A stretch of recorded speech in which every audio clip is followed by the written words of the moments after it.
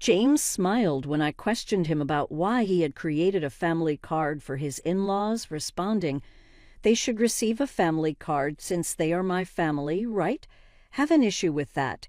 He said, "If you knew who took you in when you were all alone, you wouldn't say such things, would you?"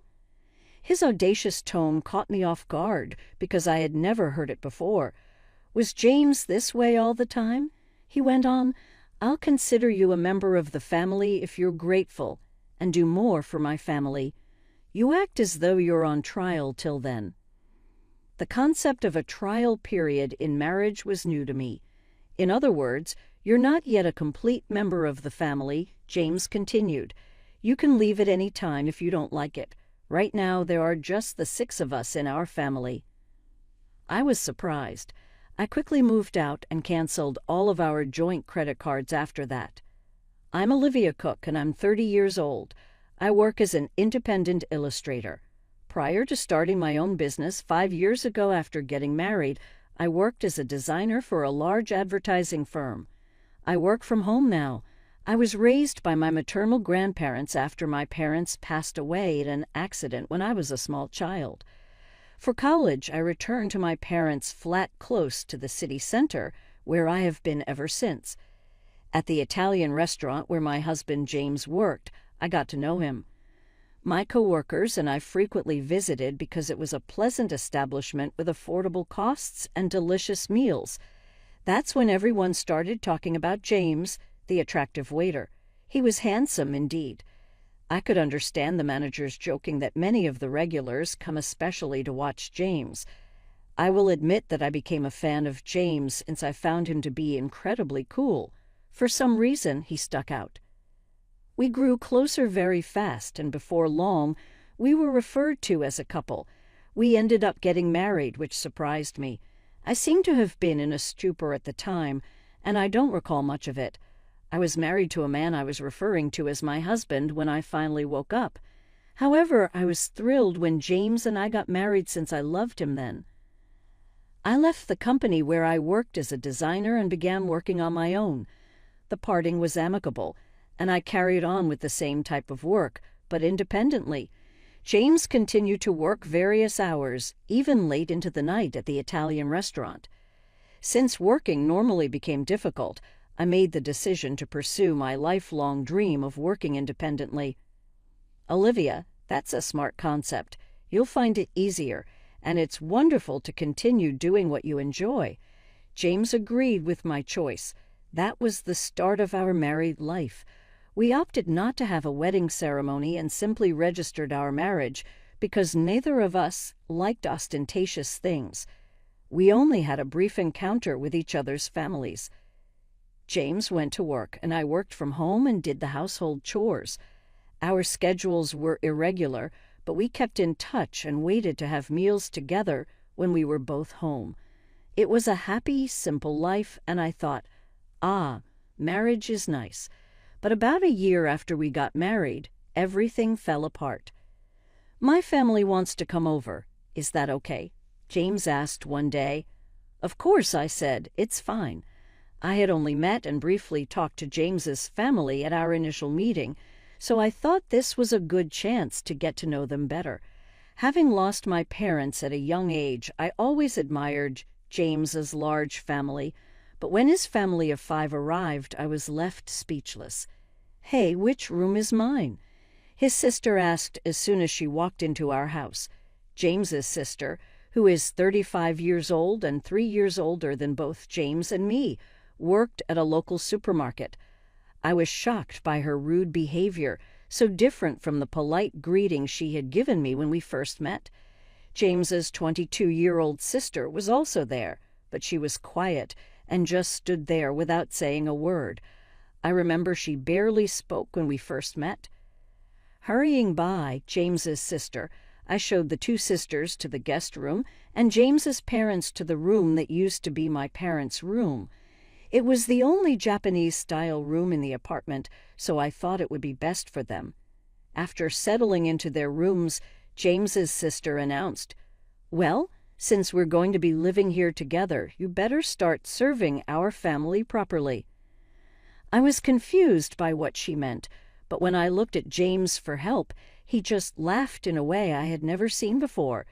It turned out his family had given up their own home and moved into my apartment without telling me. "Sorry, our family home suddenly had to be vacated, and they had nowhere to go," he explained. "I wish he had told me earlier. I had thought it was just for a day or 3, and this was really inconvenient." When I mentioned this to James, trying not to upset him, he looked down and apologized. "Please, just until they find somewhere else to go," he pleaded. I couldn't say no. How could I turn away people in need, especially the family of someone important to me, without even a place to go? I reluctantly agreed to live together on the condition that they find a new place as soon as possible, but I would come to regret this decision. James's family showed no restraint. All 4 of them, from the day they moved in, did nothing and left everything to me, saying whatever they wanted. They made no effort to look for a house or a job. When I asked about their jobs, I was in for another surprise. "Oh, I quit that lousy supermarket job," his sister said. She had claimed she was employed, but apparently it was just part-time work. I had thought she worked full-time because of her age, but she told me she hadn't had a steady job since high school. James's parents also had part-time jobs, which they quit before coming here, and of course, James's other sister was unemployed. She had claimed she was a student, but that was not true. "Why should I work when I've become part of a wealthy family?" she asked. When I asked who she was talking about, I got another shocking reply. "You, of course. You got a big settlement and insurance money from your parents' accident, and you don't even have a mortgage on this apartment. You can live without working," James's sister said, laughing. I complained to James when he got home, but he yelled in a way I had never seen before. "Everyone's tired from suddenly having to leave their home. Let them rest for a while, or do you want to kick out my family, Olivia?" Stunned, I froze. Then James suddenly softened his tone. "Sorry for yelling. I'm having a tough day, too. Can you just be a little more patient?" Looking back, James was skilled at manipulating situations with a mix of kindness and harshness. But at that moment I didn't see it and agreed to endure a bit longer. The tyranny of James's family got worse. They treated me like a servant at home and demanded money when going out. "We can't job hunt without a penny, can we?" they said. "It's fine, but if we can't find work, we'll just keep living here." I reluctantly gave them some money, which they claimed to have spent without finding jobs. They probably never looked for work, but if I said that, they would accuse me of lying without proof. James's whole family would blame me for hours. Telling James didn't solve the problem. Everyone's frustrated about not finding jobs. "Sorry, just bear with it a little longer," James said, trying to smooth things over. But as time went on, I felt like saying anything was pointless. However, the frequency of them asking for money gradually decreased, perhaps because James said something. So the issue seemed to resolve itself. Of course, the money I had given them was never returned. Then, after about 2 months of living this way, I noticed something alarming. Why is the credit card bill so high? Could it be unauthorized use? When I quickly checked the credit card statement, all the charges were made with family credit cards. The purchases included food, drinks, books, games, and even expensive brand bags and clothes. Each item was labeled with a number from 1 to 6, showing that 6 family credit cards had been issued. These credit cards were in my name, with James using the family cards. "It seems like you'd be better at handling this, and it's more convenient to consolidate payments, right? Can I leave it to you?" he had said, and I ended up managing them. But it turned out these family cards had been issued without me knowing. James's family stopped asking for money because they could now make credit card payments and cash withdrawals. When I confronted James about why he made family cards for his in-laws without asking me, he laughed and said, "Well, you complain when they say they have no money, so what choice do I have?" Besides, you know who took you in when you were all alone, right? Can you really say such things to the important family of your benefactor?" I was stunned into silence by his bold tone, unlike anything I had heard before. Was James always like this? "If you're grateful, you should serve my family more. Then I'll acknowledge you as family too. Until then, consider it like you're on a trial period," he continued. I had never heard of a trial period in marriage. Seeing my silence, James pressed further. "This means you're not yet an official family member. If you don't like it, you can leave any time. Right now it's just the 5 of us in our family. Useless parasites. Get out." That's when I realized James's true nature. I felt as if all the blood had drained from my body. Shocked, I considered divorcing James. In fact, I began to wonder why I had married him in the first place. Initially, I just thought he was a handsome guy. Like the other girls, I was just excited about him being handsome, without any particular reason. Then, one time when I went to the restroom, James approached me. "You seem different from other people, Olivia. I don't know, kind of mystical. Sorry, it's not something I should say to a customer." I was surprised but kept listening, and I gradually started to pay more attention to James. Maybe that was his plan, to make me like him. When I think about it calmly, it makes sense. I remember once when James came to our table for small talk, a colleague jokingly said I was a wealthy lady living alone in a condo. It was right after that he started talking to me, probably because he was interested in my wealth and the condo. Honestly, James wasn't really my type. To put it nicely, he was modern. To put it bluntly, he seemed a bit frivolous. I liked mature men who spoke quietly and seriously, but somehow I ended up falling for James. I always found that strange, since James was the typical handsome guy, and it must have been easy for him to charm a woman, especially someone like me, who was new to the workforce and not used to men. I fell for his tactics and ended up marrying him. This thought made me feel so frustrated and embarrassed. I felt like destroying everything in the house, but I wasn't foolish enough to act on that impulse. Instead, I decided to get revenge. To do that, I needed to endure this life a little longer. Just like James manipulated me, I planned to control his entire family. The condo we live in was bought by my father with a mortgage soon after I was born. It wasn't very expensive back then, but the area developed rapidly with a new shopping center nearby, and now it's considered a luxury condo. My parents, hoping for more children, bought a spacious condo. That's why there's enough room, even with James's family moving in. But even with its decent size, having James's family around is a nuisance for me, especially working from home. I'm enduring this only for the sake of revenge. As James's sister said, there's no mortgage payment for this condo. When I was 4, both of my parents died in a car accident. They were coming back from my paternal grandfather's funeral when they collided with a speeding car on the freeway. That day, I was supposed to go with my parents, but I caught the flu that was going around and had a high fever, so my maternal grandparents came to the condo where we lived with my parents to take care of me, leaving me as the only one who survived. The mortgage payments were covered by the group credit life insurance, so the only housing costs I pay are the management fees and property taxes. James, seeing the amount, said he would contribute just a bit more than that to our household expenses.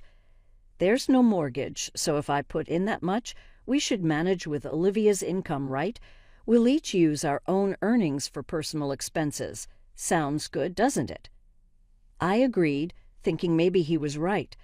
Until then, I had been paying for everything by myself, so I thought his contribution would lighten my load. Looking back, it was foolish, but at the time I was blinded by my love for James and just went along with whatever he said. James probably thinks he's the head of the household and the one supporting me, which is why he can so easily call me a parasite. But in reality, it's different. I pay for most of the expenses, like utilities, food, social expenses, and entertainment. And now 5 real parasites had been added to my household, making it impossible to manage with just that amount. I wanted to get rid of them as soon as possible, but I pretended not to notice and endured. I gritted my teeth and let James's family freely shop, reminding myself that I'll be the one laughing in the end. Then, 5 months after deciding to divorce, the day to act finally came. "I'm tired. Please decide. It's either me or your family," I told James, presenting him with a final decision. He was surprised, but I continued without concern. "None of your family members lift a finger to help around the house. They just dump all their chores on me. You know I work from home. I'm not just playing around, yet they treat me like a freeloader and tell me to know my place. Since you're supporting me, I've had enough." I cried. I confronted James. He smirked at me and said, "Then you should leave. Didn't I tell you before you're not really part of this family yet? Giving up like this means you didn't earn your place in the family." I acted shocked as I looked at him. "What are you surprised about? If you can't live with my family, then you're the one who has to leave. Oh, and since I'm not at fault, I'll take this apartment as alimony, and I'll take half of your savings as part of the property division." Ah, so that was his plan all along. That's why his whole family kept harassing me, trying to drive me out. I knew it, but hearing it said outright was still a shock. It was someone I once loved and even married. But thanks to this, I made up my mind. "Fine," I said, deciding to divorce James. "But this condo is mine, and I'm not at fault either." "What did you say?" "The reason for the divorce is you allowing your family to live with us without asking me and your family ignoring me," I said firmly to James. He seemed shocked that I outright rejected his proposal, not expecting such a response. It made sense, as I had always complied with his demands since our marriage. Thinking back on it made me angry. I don't want to spend another second with you all, so I'll leave now. But you should also prepare to leave. It's a joke, right? This is our home. We won't leave. Ever heard of residential rights? You can't just force people out who live here," James shouted.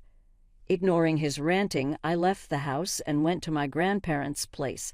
I explained everything and asked if I could stay until things were settled. My grandparents were shocked to learn what I had gone through and scolded me for not consulting them earlier. With tears in their eyes, I apologized. "Grandma, Grandpa, I'm sorry for worrying you, but I'll be okay now. I look fragile, but I'm not really," I said, forcing a laugh with tears in my eyes. The day after I left the apartment, James contacted me right away. "Hey, what's this all about?" "What are you referring to?" I asked. "The certified mail," he said. I was impressed by how quickly things were moving. I had handed the divorce proceedings over to a lawyer, and when I told them yesterday that I was leaving the house, they arranged for everything to be sorted out today. "I'm not paying any alimony, and I'm not leaving the condo," James declared. But legally, he had an obligation to pay, and he didn't have the right to continue living in that apartment. "What are you talking about? That apartment is mine too, since we're married. If you insist, then pay me half its value to buy me out," he said. Such an absurd claim. "Talking like this is getting us nowhere. Please communicate through my lawyer from now on," I said, ending the call.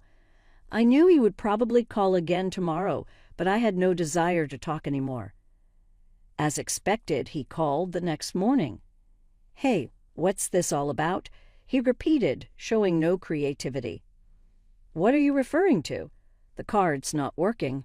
What did you do?" "What I did was cancel it. That card was mine, and you were just using the family card, remember?" Indeed, before leaving the house, I had switched all the contracts from that card to another and canceled it. Of course, the family cards would stop working when I canceled mine. I was the one paying for it. "Yes, you paid the apartment's management fee and property taxes just for the first 4 months. It's not much, but I can deduct that from the alimony if you like, I mocked him. I heard some indistinct shouting from the other end of the phone.